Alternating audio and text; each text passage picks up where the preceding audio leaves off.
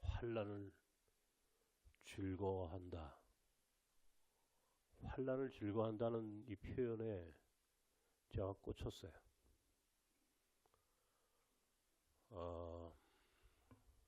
제가 사실 지금 힘이 없습니다.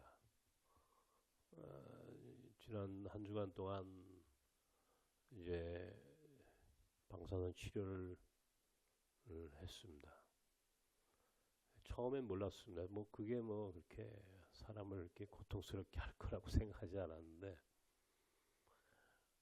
할수록 힘이 빠지고, 아프다고도 말할 수 없고, 그렇다고 안 아프다고도 설명할 수 없고, 누워도 괴롭고, 앉아도 괴롭고, 서 있어도 힘들고,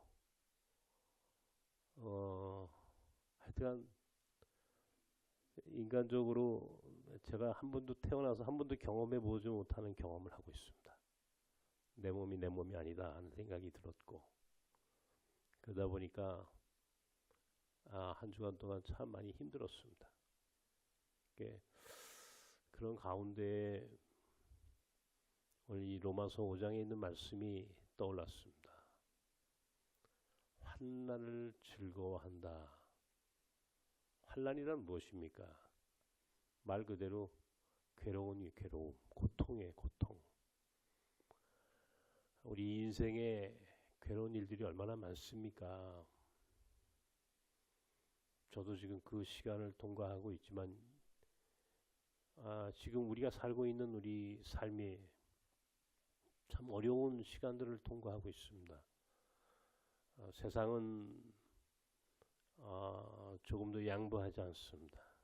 아주 냉정하고 냉혹하게 오늘 이 동시대를 살아가는 우리 모두에게 참으로 많은 어려움을 주고 있습니다.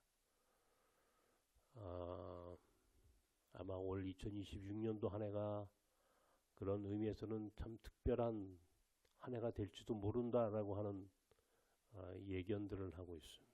세상은 어마어마한 속도로 변화하고 있고,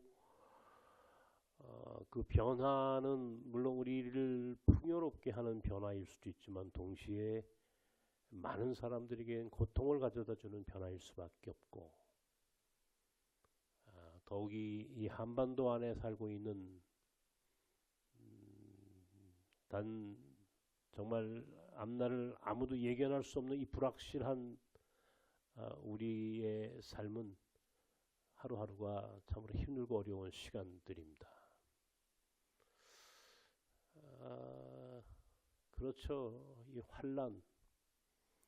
바울이 오늘 이 말씀을 하면서 환난은 인내를, 인내는 연단을, 연단은 소망을 그렇게 하나하나 이루어가는, 그러니까 환난이라고 하는 것이 궁극적으로 알고 보면 부정적이지 않다라고 하는 거예요.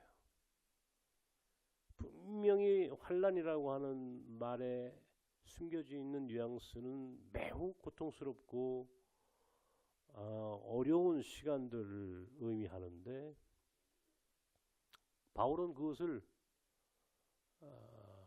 그건 그렇게 어려운 일이 아니야. 오히려 그 시간 동안 인내와 연단과 소망을 이루어가는 거야.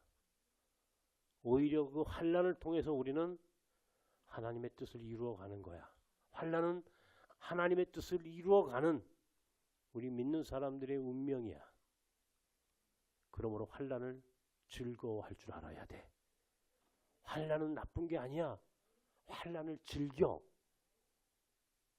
이 말씀이 제게 굉장히 위로가 됐어요, 사실은. 정말 힘들고 어려웠는데, 이걸 즐겨야지. 가급적 즐기려고, 즐거워하고 하고 있습니다만은, 어떻습니까? 제 얼굴이 좀 즐거워하는 것 같습니까? 살이 좀 빠졌습니까? 누가 그러더라고요. 살찌지 말라고 앞으로. 아, 즐겁습니다. 왜냐하면 나는 이 환란의 끝에 있는 것을 보았기 때문에 환란의 끝에 무엇이 있는지를 나는 믿어요. 사실 제 인생을 돌아보면은 지금까지 올해로 이제 이 나섬 공동체의 사역이 34년이 되는데 34년 동안 난 어떻게 여기까지 왔지? 내가 오늘 이 자리에 있게 된 내 삶은 내가 의도해서 내 능력으로 내 힘으로 내가 계획한 그 계획대로 여기 온 게 아니에요. 전혀 나의 계획과는 관계없이 나의 능력도 아니고 내 의도 아니고 나는 어떻게 여기까지 왔지? 제가 구로동에 처음 구로공단에 있었을 때 내가 구로공단에서 지금 거기서부터 병들지 않았더라면 나는 지금도 구로공단 어딘가에서 이주 노동자들을 위해서 살고 있었을 겁니다. 그때는 제가 소망교회가 대 백그라운드였어요. 그 소망교회 강남에 있는 그 큰 소망교회가 재정을 댔고 아마 그냥 그렇게 거기서 아무런 어려움이 없었더라면 지금도 아마 거기에 있었을 거예요. 아무런 어려움이 없었더라면 그때 그 어려운 시간들 제가 다 설명할 수가 없어요. 너무너무 괴로운 일들이 너무 많았어요. 잠을 이루지 못했어요. 정말 그 잠을 이루지 못하고 그 고통스러웠던 시간들을 생각하면 나는 근데 돌아보면 그때의 그 고통과 그 어려운 시간들이 저로 하여금 번쩍 하나님이 저를 뚝섬으로 옮겨 놓으셨어요. 바람이 불어서 번쩍 들어서 뚝섬으로 또 옮겨 놓으셨어요. 지금 성수동으로 어느 교회 지하실에서 아무것도 없는 정말 맨주먹, 맨땅, 광야 같은 그 척박한 현장 속에서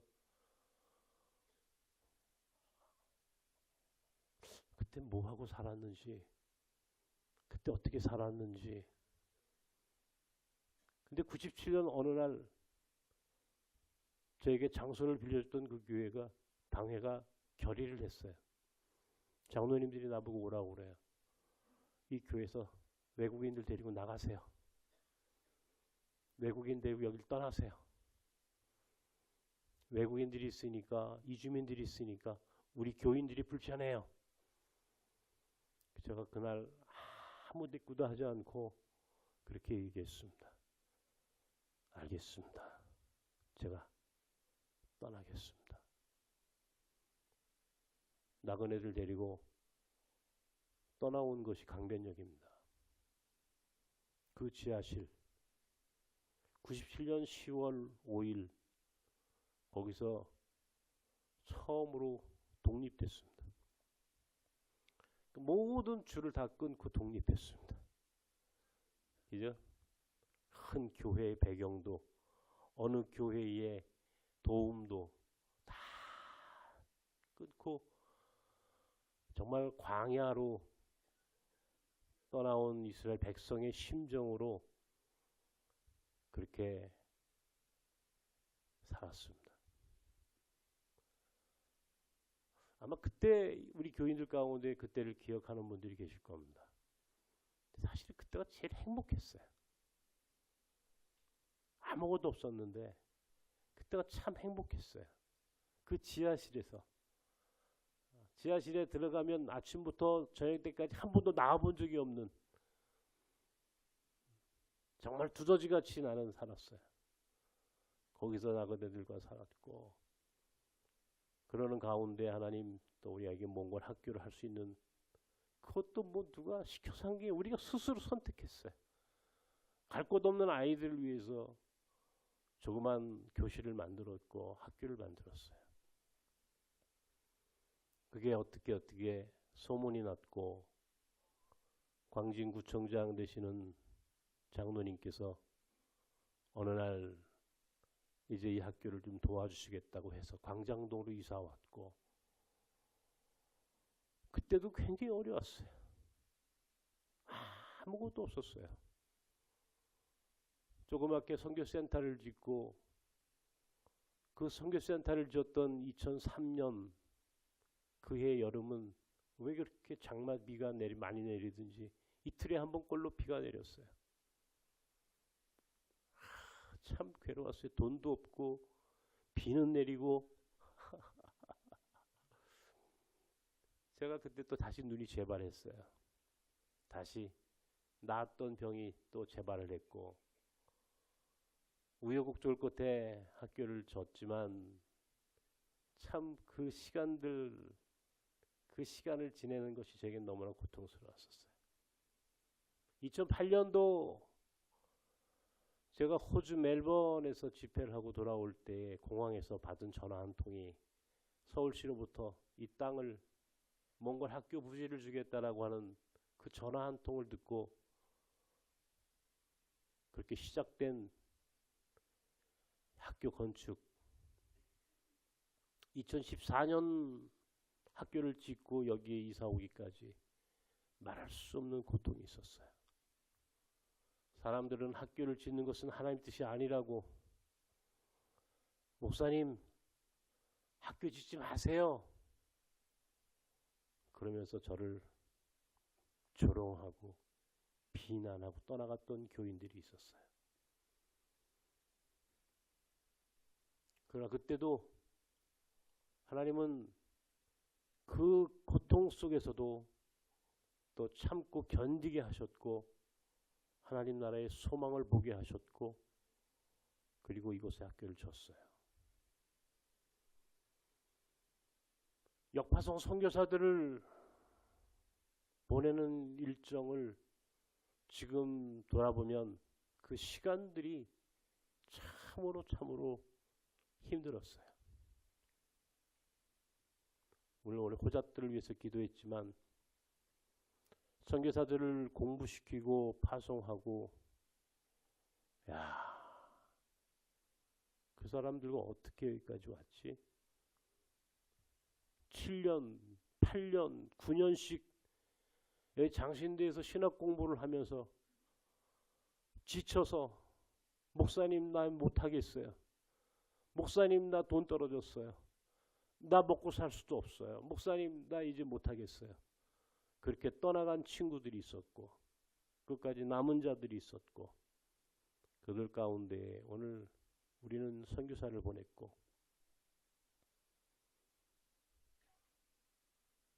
그러나 2026년도가 되면서 선교사를 보내고 후원하는 일들도 이제는 점점 어려워지기 시작했고, 과연 이게 과연 우리가 할 수 있는 일을 하는 건가 하는 의심, 걱정, 두려움, 그 혼란스러움이 오늘 내게 있어요. 거기에 나는 병에 걸렸습니다. 과연 나는 여기서 어떻게 해야 하는가? 만약에 내가 여기서 죽는다면 이 학교는 어떻게 될 것이며, 우리 역파송 선교사들의 미래는 어떻게 될 것인가? 이 걱정을 하면 잠이 오지 않습니다.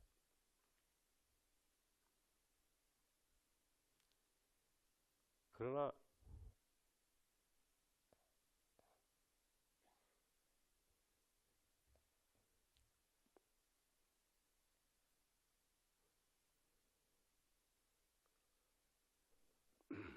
저는 알고 있습니다. 환난을 즐거워하라. 이 말씀이 얼마나 내게 위로가 되는지 몰라요. 환난을 즐거워하라. 환난은 인내를, 인내는 연단을, 연단은 소망을 이루는 줄을 압니다. 바울의 이 말씀 한마디에 저는 위로를 받고 어떻게든 살아야 되겠다. 어떻게든 이 고통을 이겨야 되겠다. 이 생각을 하고 있습니다. 요셉이라고 하는 사람이 있습니다. 성경을 잘 아는 분은 요셉이 누군지 잘 압니다. 야곱의 11번째 아들입니다. 야곱으로부터 사랑을 많이 받았던 아들입니다. 그러다 보니까 형들에게 시기와 질투를 받게 됐고 어느 날 형들에 의해서 미디안 장사꾼들에게 팔려오게 됐습니다. 애굽에 팔렸습니다. 지금의 이집트입니다. 보디발이라고 하는 장군의 집에 종이 됐습니다. 그 집에 그 보디발의 장군의 부인이 소년 요셉을 흠모하고 좋아했으므로 유혹을 당했지만 그것을 거부한 죄로 그는 원치 않는 상상 못할 고난을 당했습니다. 감옥에 갇혔습니다. 감옥살이를 하게 됐습니다.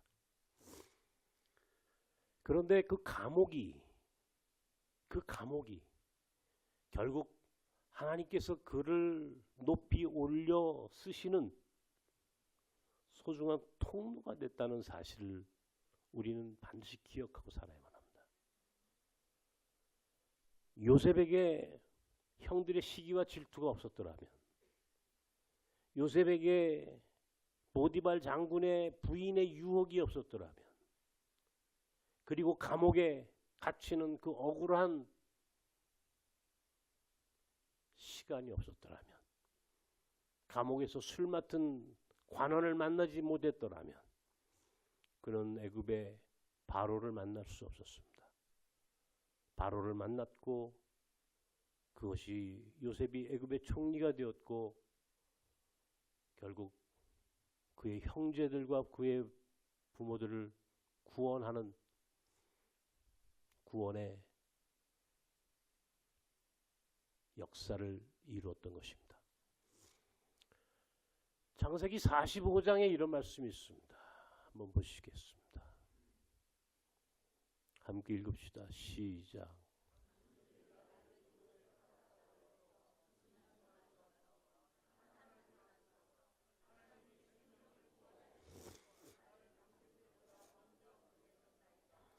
하나님이 먼저 보내신 겁니다. 무엇을 위하여? 당신들을 구원하려고. 당신들을 구원하기 위해서 하나님이 나를 여기에 보내신 겁니다. 그러므로 두려워하지도 근심하지도 한탄하지도 마십시오. 이것은 하나님이 하신 겁니다. 하나님이 바람을 불어서 나로 하여금 아버지의 집에서 이곳 애굽의 바로의 성까지 이 총리의 자리까지 하나님께서 바람이 불어 나로 하여금 이곳에 있게 하셨고 당신들을 구원하시기 위하여 내가 여기 먼저 보내신 겁니다. 하나님이 하신 겁니다. 내가 한 것이 아니고 당신들이 한 것도 아니고 하나님이 하신 겁니다. 하나님이 나로 하여금 고통 속에 나로 하여금 이 환난 속에 있게 하신 것도 하나님이셨습니다. 왜? 그래야 하나님의 뜻이 이루어지기 때문에. 이 고백이 너무너무 위대한 고백입니다. 바울이 빌립보 감옥에 갇혔습니다. 이해할 수 없는 이유로 감옥살이를 합니다. 그러나 그 빌립보 감옥의 사건은 곧 빌립보 선교의 시작이 되었습니다. 바로 그 옥을 지키는 간수와 그의 가족이 구원받는 역사가 생겼습니다. 바울은 죄인의 신분이 아닙니다. 바울은 죄인이 아니라 자유인이었습니다. 비록 고난 속에 살았지만, 비록 감옥살이를 했지만 그는 죄인이 아니라 그는 자유인이었습니다. 바울은 모두가 다 사람들이 안디옥으로 돌아가라고 이야기했을 때에 그는 알았습니다. 자기가 가야 할 곳은 예루살렘이라는 사실을. 안디옥에 돌아가 편히 은퇴하고 마지막 편한 길을 살 수 있었음에도 불구하고 바울은 예루살렘을 선택했습니다. 왜? 예루살렘에서 유대인에 의해서 고발당했고 결국 그 고발의 사건이 로마 시민권자였던 바울을 로마로 이끌었던 지름길이 되었기 때문입니다. 바울의 목적지는 로마였습니다. 바울이 가려고 했던 것은 안디옥이 아니라 로마가 최종적인 목적지였습니다. 하나님은 다른 방법이 없습니다. 예루살렘의 유대인들에 의하여 바울이 고발당하게 되었고 고난 속에 핍박당하며 그는 로마로 그가 가려고 했던 것으로 하나님 그렇게 그를 날려보내셨습니다. 바람이 환란이 그를 하나님의 계획 속에서 그는 그가 원했던 로마에 갈 수 있게 된 것입니다.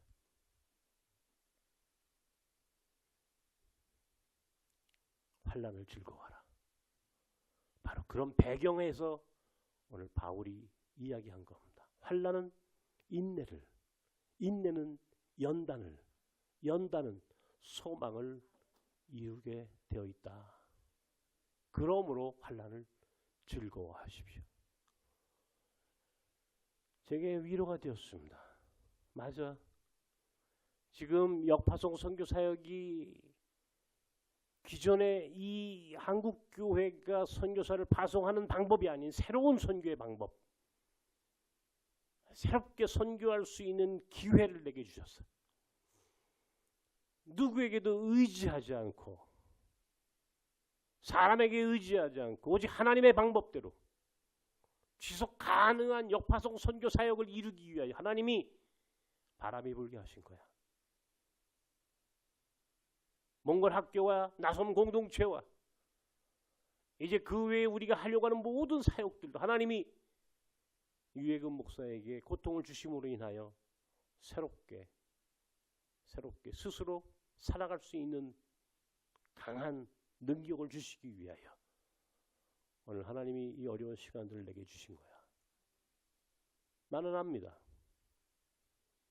내 고통의 끝에, 내 환난의 끝에 하나님의 섭리와 계획이 있다는 사실을 나는 보았습니다. 그것은 내 마지막 남은 삶에 대한 비전이었습니다. 내 남은 삶 어떻게 살아야 할지에 대하여 하나님이 내게 가르쳐 주셨습니다. 여러분에게 다 설명하지는 않겠지만 오늘 그것이 내게 주신 마지막 사명이라는 사실을 저는 확신하게 되었습니다. 저는 여기서 죽지 않을 겁니다. 일어날 것이고 살아서 마지막 죽는 날까지 쓰임받다가 갈 것이라고 하는 사실을 저는 알게 되었습니다. 그러므로 나는 환난을 즐거워합니다. 괴롭습니다. 그러나 그 괴로움도 이미 예견된 미래가 있다면 그 괴로움도 즐거움이 될 수 있습니다. 왜? 미래를 아니까. 그 환난의 끝에 하나님의 소망에 항구가 기다리고 있다는 사실을 안다면 나는 오늘 이 환난이 내게는 환난이 아니라 즐거운 놀이가 될 수 있습니다. 전라도 신안에 어느 국장 하나가 햇빛, 바람, 연금, 햇빛, 바람, 기본소득이라고 하는 개념을 만들었다고 하는 뉴스를 봤습니다. 물론 어려울 겁니다. 쉽지 않을 것입니다. 그 지역에 아마 인구가 좀 늘어날 수도 있겠죠. 왜냐하면요, 햇빛 발전소와 바람이 돌면은 거기서 생산되는 전기를 팔아서 그 지역에 있는 사람들에게 골고루 연금처럼 기본소득으로 그들에게 나누어주는 새로운 형태의 복지 프로그램입니다. 바람이 불면 어떤 사람은 피합니다. 바람이 불면 어떤 사람은 그것을 두려워하며 주저앉습니다. 그러나 유능한 어부는 바람이 불면 멀리 나가는 기회로 잡습니다. 그래서 더 큰, 더 싱싱한 물고기를 잡을 수 있는 기회로 그 바람을 이용할 줄 알겠죠. 바람이 부니 그 바람을 이용해서 전기를 만들고 그 전기로 돈을 만들어 그 지역 주민들을 조금이라도 도와주겠다는 이 발상의 전환, 이것이 어쩌면 우리 믿는 사람이 가져야 할 삶의 태도입니다. 위기를 기회로 만들 수 있는 능력은 하나님이 우리 믿는 자에게 주신 은혜입니다. 여러분 얼마나 어려우십니까? 저만 어려운 게 아닙니다. 여러분 한 분 한 분의 삶을 돌아보면 나는 여러분이 지금 얼마나 어려움 속에 살고 있는지 알 수 있습니다. 힘을 내십시오. 환난을 오히려 즐거워하십시오. 왜냐하면 환난은 인내를, 인내는 연단을, 연단은 소망을, 그리고 그 끝에 하나님의 은혜와 축복이 기다리고 있다는 사실을 믿는다면 오늘 우리의 환난은 환난이라 불러서는 안 됩니다. 이것은 환난을 가장한 하나님의 은혜이며 축복입니다. 믿음이 우리를 살게 합니다. 믿음이 있는 자들은 환난을 축복으로 만들 수 있습니다. 믿음이 있는 자들은 환난을 소망으로 만듭니다. 이것이 저와 여러분에게 이 새해 2026년 새해 주신 하나님의 위로, 하나님의 은혜의 말씀이라는 사실을 기억하십시오. 내일 마지막 남은 한 번의 치료가 있습니다. 잘 이기고 돌아오겠습니다. 기도하겠습니다.